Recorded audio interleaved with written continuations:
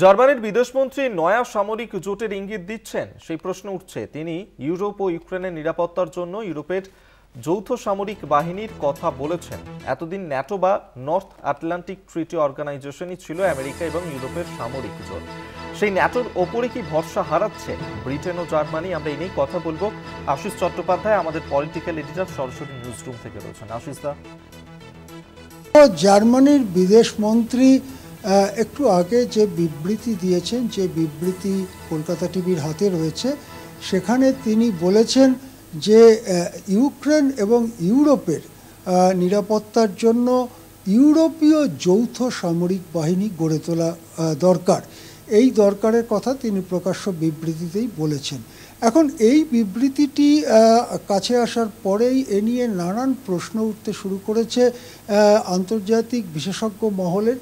তার কারণ হচ্ছে যে দ্বিতীয় বিশ্বযুদ্ধোত্তর পরিস্থিতিতে মার্কিন যুক্তরাষ্ট্রের নেতৃত্বে এবং ইউরোপীয় দেশগুলো, যে দেশগুলো মার্কিন ঘনিষ্ঠ ছিল, তাদের সকলকে নিয়ে গড়ে উঠেছিল একটি সামরিক জোট, যে জোটের নাম ন্যাটো বা এনএটিও, অর্থাৎ নর্থ আটলান্টিক ট্রিটি অর্গানাইজেশন।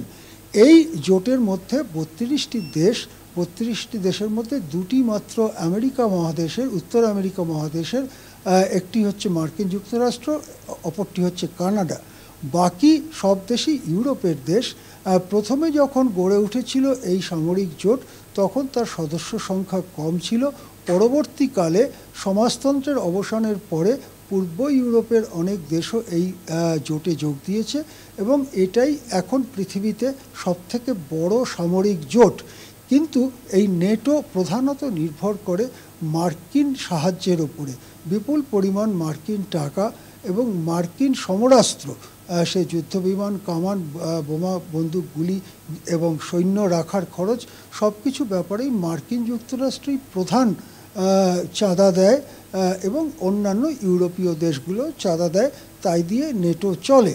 এখন মার্কিন যুক্তরাষ্ট্র ইউক্রেন নীতিতে অন্য রাস্তা নেবার পরে, বা মার্কিন যুক্তরাষ্ট্রের ইউক্রেন নীতিতে বদল আসবার পরে, যখন জেলেনস্কির সঙ্গে ট্রাম্পের একেবারে ঝগড়াঝাটি হয়ে মিটিংটি পরিত্যক্ত হলো, তারপরে জেলেনস্কি লন্ডনে চলে এলেন এবং সেখানে ব্রিটেনের প্রধানমন্ত্রী কিয়ের স্টারমার এবং অন্যান্য ইউরোপীয় শক্তিগুলোর সঙ্গে আলোচনা শুরু করলেন।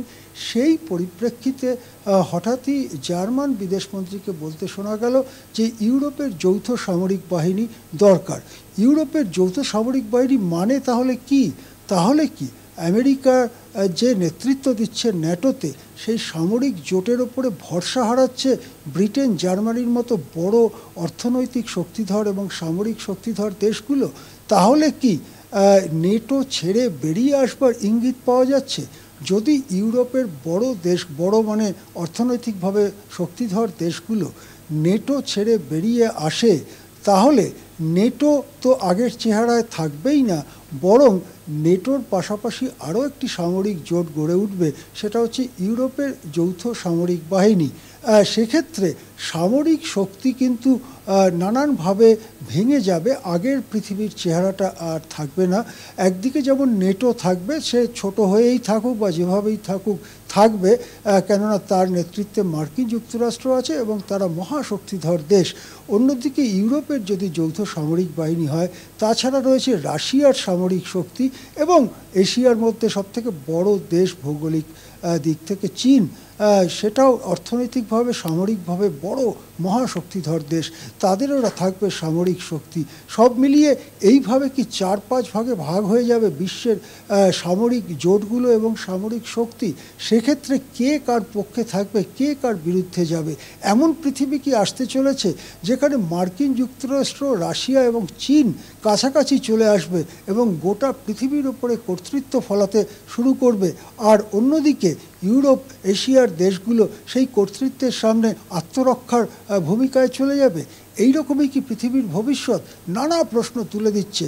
যখন জার্মানি এবং ব্রিটেন মার্কিন প্রদর্শিত পথ ছেড়ে ইউক্রেনের পাশে পুরোপুরি দাঁড়াবার কথা বলছে, বিপুল পরিমাণ টাকা পয়সা ঋণ দেওয়ার কথা বলছে, বিপুল পরিমাণ সামরিক সাহায্য করার কথা বলছে এবং যৌথ ইউরোপীয় বাহিনী গড়ে তোলার কথা বলছে, তখন এটা বুঝতে হবে যে বিশ্ব পরিস্থিতিতে, আন্তর্জাতিক সম্পর্কে, আন্তর্জাতিক সামরিক পরিস্থিতিতে গুরুতর পরিবর্তনের ইঙ্গিত পাওয়া যাচ্ছে এবং সেই পরিবর্তন এখন কোন দিকে যায় সেটাই দেখার।